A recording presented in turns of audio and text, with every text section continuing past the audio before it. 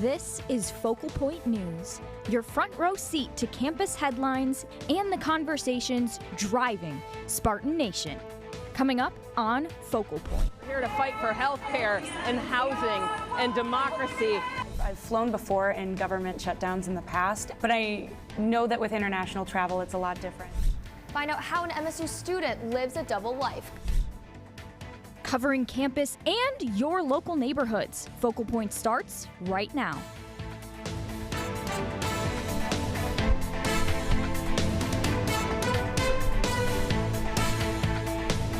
Welcome to Focal Point News. Thanks for joining us this morning. I'm DeMonte Thomas. And I'm Shin Nakamura. It's Friday, April 3rd, and we are kicking off today's show, bringing some national news right here to mid-Michigan.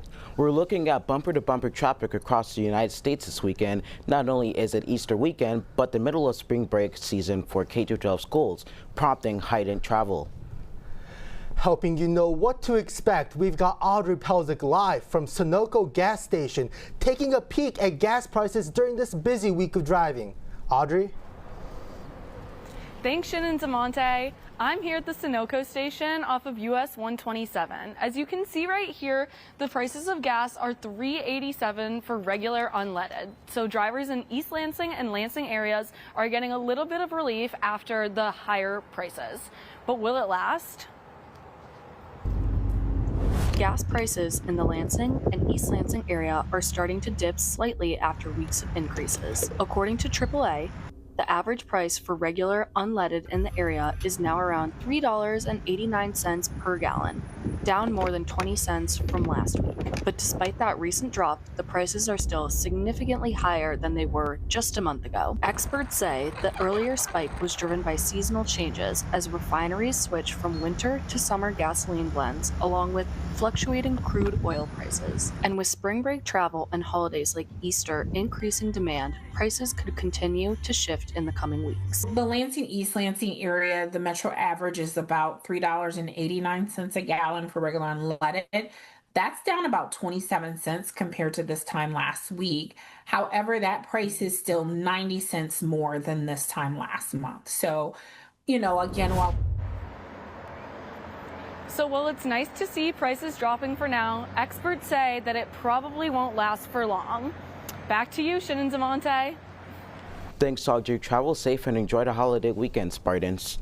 This past Saturday, hundreds of people gathered on the steps of Michigan's Capitol to protest what they're calling injustice. That's right, Shin. Organizers of the No King protest movement are already looking ahead to the next demonstrations across the country after thousands took to the streets, including right here in Michigan. Focal Point's Micaiah Lawrence was at last week's rally at State Capitol, where protesters gathered to make their voices heard. On the steps of the State Capitol, We are here to fight for democracy. Well, I am here to support the Constitution and to stand up against the threats to the Constitution.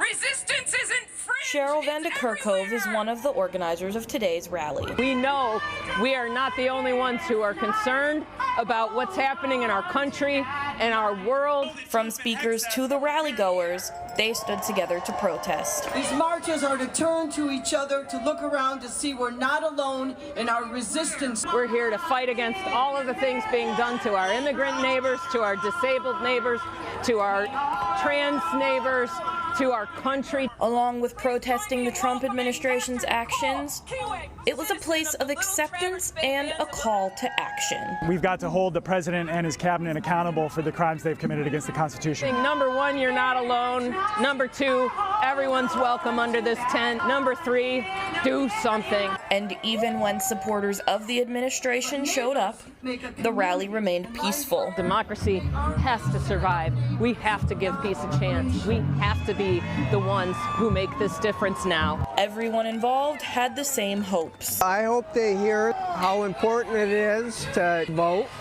and to protect our democracy. In Lansing, the resistance is not in the margins. The resistance is everywhere. Micaiah Lawrence, Focal Point News.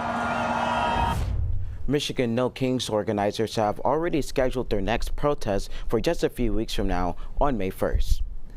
Meanwhile, a diverse group of faith leaders from across Michigan gathered on the steps of a Capitol a few days earlier than the No Kings protest to stand against ICE efforts nationwide.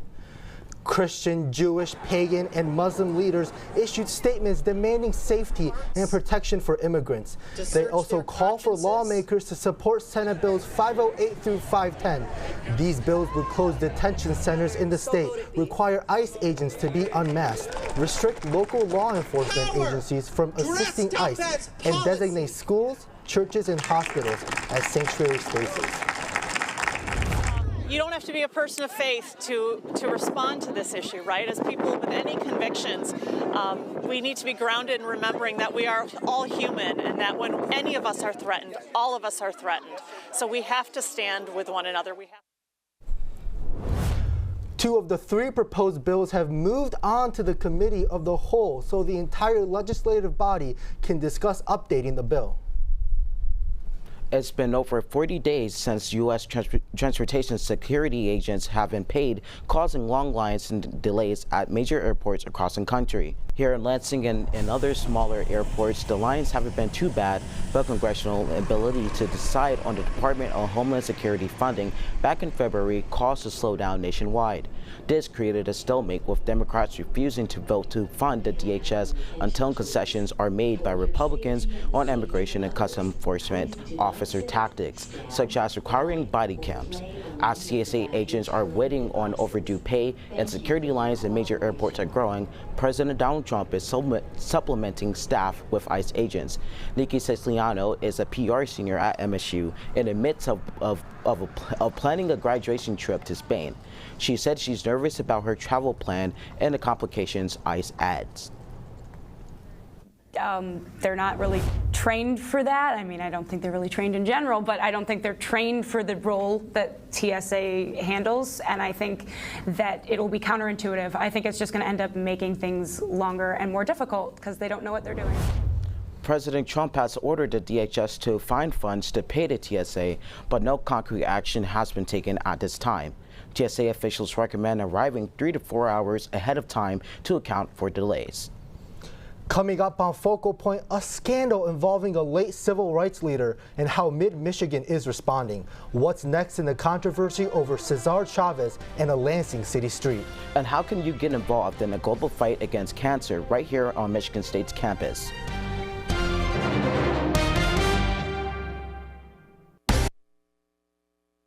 It all starts with communication.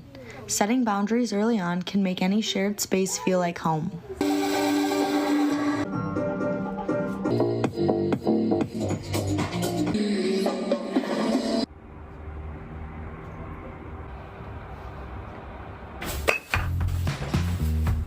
Living together means sharing responsibility. When one person leaves the trash for someone else, tension builds fast. In a situation like this, a quick conversation can make all the difference.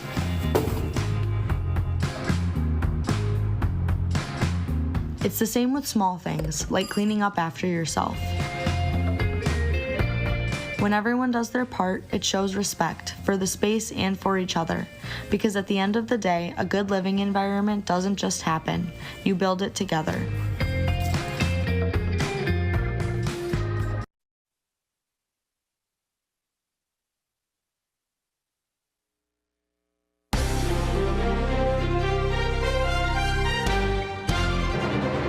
Welcome back to Focal Point. Leaders around the nation are taking action following an investigative report finding sexual assault allegations against peace activist Cesar Chavez.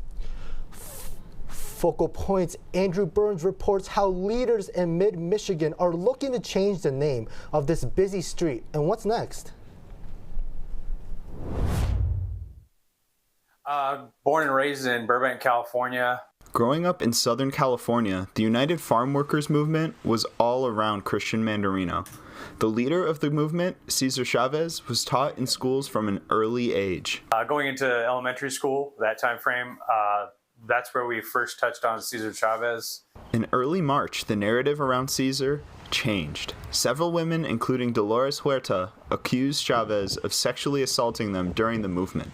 And quickly following the allegations, change is already on its way. Already I could tell you that it's pretty surprised how fast, I think it was Cesar Chavez Library in Los Angeles that's being renamed. Wasn't even really a vote. And in Lansing, Cesar Chavez Avenue is being looked at by the city to have its name changed. The impact of these allegations goes beyond statues and roads. Here at MSU, the previously named MSU Cesar Chavez and Dolores Huerta Commemorative Celebration, celebrating the farmers' workers movement, has been renamed to the MSU Farm Workers Appreciation Commemorative Celebration. In the university's official statement, it said, "We recognize the courage of individuals who have come forward, including statements shared publicly by labor leader Dolores Huerta, and affirm our commitment to fostering a safe, respectful, and inclusive environment for all." I think it's really important that people take that seriously and that these issues are thought of in a with the gravity that they have made and the people's lives that are involved in all of it. Dr. Daniela Brown is an 1855 professor of community and urban journalism at MSU, as well as the faculty advisor for the March for Our Lives chapter at MSU. I think what's really important is that we find ourselves maybe in a little bit of a catch-22 here. We see someone who's got these horrendous allegations and they've stained really his image, and we're immediately called to action, or if people are immediately called to action to try to make a change. End result, I would like to see, at least, for the victims, justice served to where his name is no longer there. I think our behaviors definitely are a big part of how our legacies play out, and I think that this changes the trajectory of what the mainstream narrative was about Cesar Chavez. Beyond the lasting impact on Chavez's legacy, both Mandarino and Dr. Brown emphasize that protecting the victims is vital moving forward. Reporting for Focal Point News, I'm Andrew Burns. Possibilities for the proposed street renaming in Lansing include going back to Grand River Avenue or Farm Worker Avenue, among several others. This conversation has been postponed for 90 days by the Lansing City Council. April is finally here, and we are in a home stretch of the semester. Micaiah Lawrence is at the weather wall with what looks like some April showers on the horizon. Micaiah?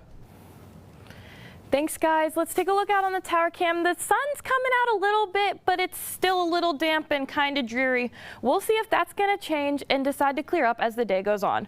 But first, starting with our national map, over on the west coast, Sacramento is looking towards a nice sunny 77-degree day. Those of you in Los Angeles are going to see a little bit of clouds, but still 82 degrees. Phoenix isn't showing off too much this week at 89, but personally, I'd take these west coast temps in a heartbeat. It does cool off as we move further from the west coast over to the east. Portland's sitting at 47 degrees, right at that lower end of the average expected temperatures in early April. Now, moving a little closer to home, most of the Midwest is looking like it's going to trend upward. Well, except for maybe Marquette, who's hanging out at 34 degrees and under an ice storm watch until tomorrow morning. Grand Rapids and Chicago are in the low 60s. Cleveland, Syracuse, Indianapolis, and Columbus are in the mid-70s. And right about now, I wish I was back home in Pittsburgh, because what do you mean? The high is almost 80 degrees today. They seem to be trying to compete with St. Louis, who's at 84. Now, let's just take a look at the East Lansing 7-day forecast to see what we're getting ourselves into for Easter weekend. Today, we've got overcast skies with a high of 58 and a low of 39. There are some chances for showers tonight, but that main cause for the rain this week looks to be tomorrow. Saturday's high is 64 with a low of 36, and that rain has a 90% chance of hitting us. Easter Sunday is cloudy, but should be pretty dry for the day. It's still a little chilly with the high only sitting at 42 degrees. Monday through Wednesday should yield some sun with high in the low 40s through Tuesday, and then about 58 on Wednesday. Thursday's high is 61, and there's a 30% chance of showers. Moral of the story, don't put away those jackets and umbrellas yet, because as the saying goes, April showers bring May flowers. Shin and DeMonte, back to you. Thanks, Micaiah. You might need an umbrella for your Easter egg hunt, but spring has sprung in mid-Michigan. A nonprofit organization focused on supporting students impacted by cancer is taking action on MSU's campus.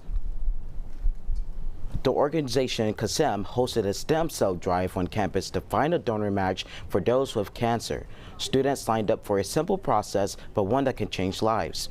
Filling out a quick form and a cheek swab is all it takes to get on the registry to check for potential matches for stem cell transplants.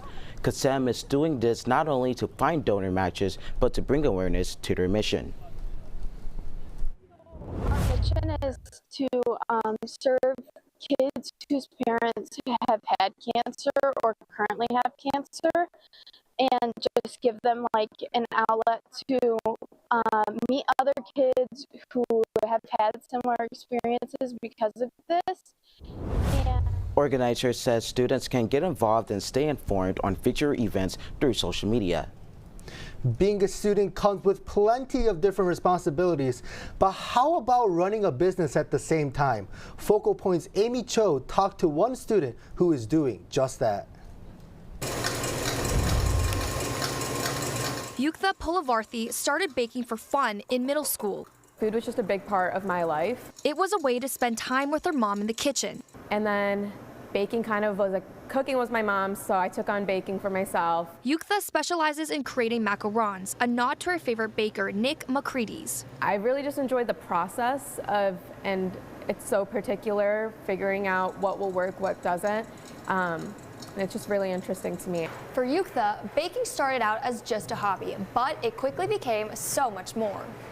In high school, Yuktha started Macaronza, her own business selling the pastry, which she continues to run today with the help of a licensed communal kitchen in the MSU Union. But it really was just a side hobby, and coming to MSU, they have so many incredible resources for entrepreneurs to really start a business and fail and learn from that. However, Yuktha is also a full-time student and is involved in many extracurricular activities. She says balancing both parts of her life can get hard at times. You really just figure out throughout the day, like I'll go to class, I'll come to the kitchen, make frosting, and go to another class.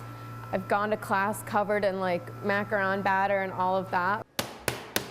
Besides the hardships, Yuktha says running Macaronza has been rewarding. I think the opportunities that it's opened up for me has absolutely outweighed all the struggles I've gone through of keeping up with it. And her motivation to continue on difficult days draws upon her passion for food. I love just the feeling of sharing food with others. As a senior, Yuktha hopes to continue driving her business forward after graduation. My goals are to continue running Macaronza, and my focus is not on scaling the business, but on just making it better. In East Lansing, Amy Cho, Focal Point News. There has been over 20,000 Macaronza products sold to date, and they can be purchased at the MSU Dairy Store, 1855 Place, and also custom ordered on its Instagram page. Next up on Focal Point, we'll show you senior citizens back in the classroom and church, along with why they're packing the pews right here in East Lansing. And why world-class horse trainers gallop their way into mid-Michigan. That plus all the sports right after this break.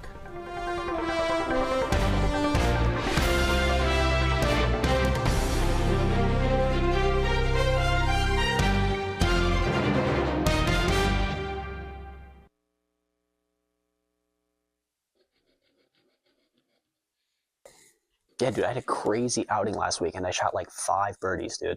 Yeah, I was like killing it. It was insane. I mean, I can't believe it. Like, I was on fire. Dude, yeah, you should come out with me next weekend, man. It'll be birdies galore. Yeah, no, I've been killing it recently. I bet you could probably come out here and learn some things from me. Yeah, dude, you should have seen the shot. It was from like 100 yards away. It was sick. I love shooting birdies, man. Man, it gets me fired up.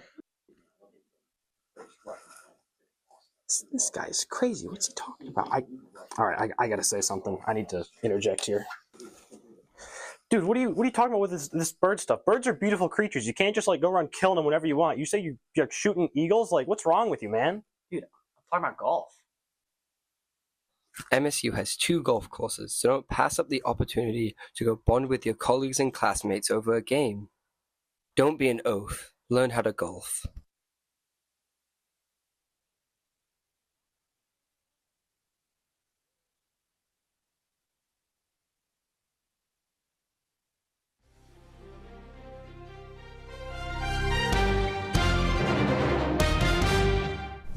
we're taking you straight into a story at the heart of MSU's campus.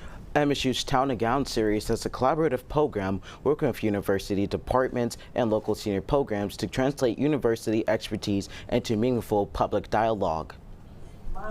At a recent Town and Gown event, Dr. Claire Lewis from MSU presented What the World Needs Now, Caregivers. Her work with the Impact Alliance is helping Michigan tackle a growing shortage of caregivers by working with state leaders and partners. Her team is building new systems to support workers and families and communities. Really, we're trying to recognize all of the people that are connected to caregiving, support all of them, and create a caregiving ecosystem, if you will, where our society is infused with this caregiving ethos. Thanks to Town and Gown, MSU faculty and community members are brought together to strengthen academic and community connections. The next Town and Gown event is on Friday, April 17th. Now that it's officially April, March Madness will be coming to a close this weekend. Yes, Shen, it may officially end this weekend, but it ended earlier for a few Spartan teams who were knocked out. We've got Kelly Gaffigan at the Sports Desk to give you a recap. Kelly. Thanks, guys. It was certainly an eventful week for our Spartan squads. It's out with the winter sports and in with the spring. Baseball and softball are a good few weeks into their season. In addition, it's the Lansing Lugnites opening weekend. Focal Point's Owen McCarthy is live from Jackson Field to give us a preview of what's to come this weekend. Owen? Thanks, Kelly. I'm here at Jackson Field, home of the Lansing Lugnuts. They're celebrating their 30th year in the capital city, and in honor of the milestone, they spent the off-season improving the fan experience. I'm joined here by Jesse Goldberg-Strassler. He's a broadcaster and in media relations for the Lugnuts. And Jesse, what have you guys done this offseason? And we've put in some new digital boards. We've got brand new food options, and a local artist in Lansing, Ryan Holmes, painted some murals up around the ballpark. I think people are really going to appreciate what they see. Nice. So I'm a big fan of food at the ballpark. Every time I go to a game, I've got to get a popcorn, a hot dog. You know, what kind of stuff have you guys worked on? Okay, so we got a 2-foot-long hot dog. We got a great big corn dog, big turkey leg. There's new grilled chicken, bubble waffles. I love the Mediterranean stand that we have here. And if you like smash burgers, we've got smash burgers. Nice. Now, I'm a big fan of, looking at every roster before every game. What do you see in this Lugnuts roster this year? So, according to MLB Pipeline, we've got 5 A's top 30 prospects, but we've got a guy not on that list. 6'4" tall, switch-hitting Dylan Feen. Great prospect at catcher. And I love our Taylors. Ace pitcher Zane Taylor and then slugger Devin Taylor rewrote the Indiana University record book. Nice. And, everyone's a big fan of a promotion when you go to a game. Yeah. What's your favorite one that's coming up this year? Well, we've got all our different 30th anniversary things celebrating our past. We also have kneecaps night with Honolulu blue and silver football jersey giveaways. There's a cowboy hat giveaway. There's a nutcracker giveaway. And we've got different jerseys that we're going to do. So for Star Wars fans, for Harry Potter fans, we've got a little something for everybody. And, it is April. It is still a little cold out. I'm obviously dressed a little bit more warm than you. What gets you out here for these April games so early in the season? It's the baseball. It's the fact that people care. So for 3 decades, people have been filling this ballpark and going nuts with us, and that brings my juices up. That gets me going that baseball is back. These are the best days of the year from now all the way through September. Well, that's awesome. Thank you so much for your time. I'm going to go find a seat for the game later tonight. And, that's all we've got. Back to you, Kelly. Thanks so much, Owen. Spring team starting up, though, means that winter sports have come to a postseason end. First, men's basketball. After advancing to the Sweet 16, MSU found its next test against 2-seed UConn. In the first half, Izzo's team created a 19-point hole they would need to dig themselves out of. And they did, as the game continued, cutting the lead to 1 on multiple occasions, and even getting in front 1 at the 45-44 mark. But ultimately, Dan Hurley's Huskies kept firing away and took advantage of their free 3 throws until the final whistle blew, signaling a 67-63 final score, and stalling the Spartans in the round of 16. After the loss, senior forward Jackson Kohler had some thoughts of what he'll miss after his last game in green and white. You know, the little things, you know, the practices, the locker room talk, and, you know, just the, you know, going out to eat, going out to hang out with one another. Those are things I'm just grateful for right now. There hasn't been any draft or transfer news from this year's squad, just some underground rumblings. We'll find out more in the next few weeks. On Saturday, the men's ice hockey team battled against Wisconsin in the Frozen Four, hoping to advance to the national championship game. Wisconsin notched the first goal, but then MSU scored 2 goals in less than a minute to take the 2-1 lead. All seemed well for the Spartans after a goal by Shane Vinsagi upped their lead 3-1. But the Badgers clawed back, tying things up with just 5 minutes remaining in the third and sending the game to overtime, where they scored the game winner just 24 seconds into the start of extras. After the game, head coach Adam Nightingale made an effort to create goaltender Trey Augustine for his 3 years of excellence between the pipes.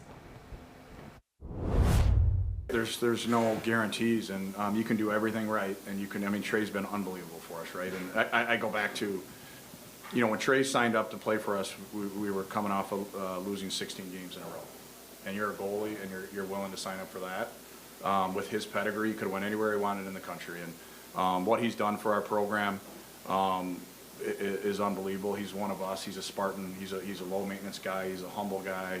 He doesn't like attention. I love that about him. He's going to have an unbelievable pro career and represent Michigan State in an unbelievable way at the next level. In the day since, the Spartans have seen some key departures. First, Trey Augustine signed with the Detroit Red Wings on Tuesday. Freshman forward Porter Matone traded his green and white for orange and black, joining the Philadelphia Flyers and making his NHL debut on Tuesday.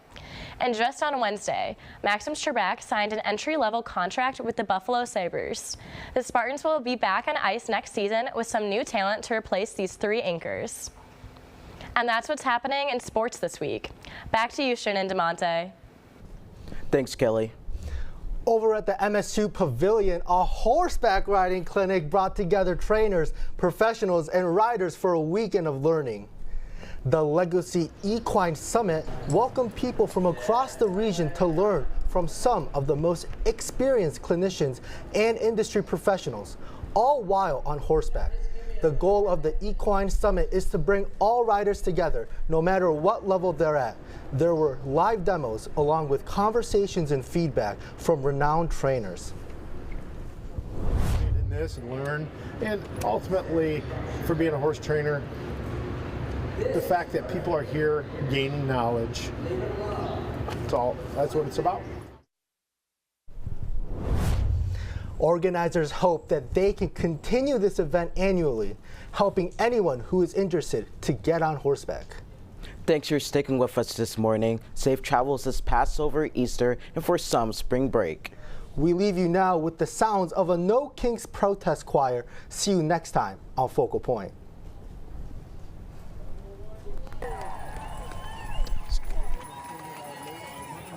We've got the right to organize. We've got the right to protest lies. We've got the right to survive, to make it right. We've got the right to make it right. We've got the right from the start of our country, from the start, fighting tyranny, from the start.